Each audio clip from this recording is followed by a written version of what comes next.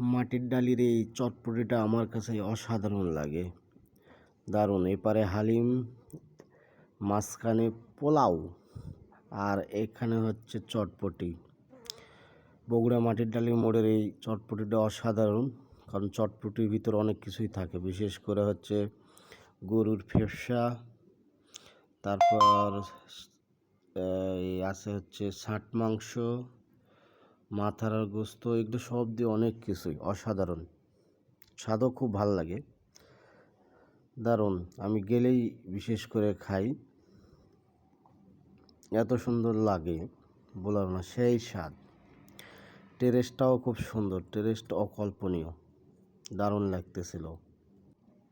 অনেক দিন পর বগুড়াতে গেছি, তো এই চটপটিটা খেতে ভুলি নাই, খেলাম, দারুণ। আমার কাছে টেস্টও সেই লাগে, আপনারাও গেলে অবশ্যই ট্রাই করবেন, দারুণ লাগে খেতে, অসাধারণ। আমার সাথে এক বড় ভাই ছিল, মূলত ওকে নিয়েই গেছিলাম, অসাধারণ। সবাইকে আমন্ত্রণ থাকলো খাওয়ার। সবাই ভালো থাকেন, আল্লাহ হাফেজ।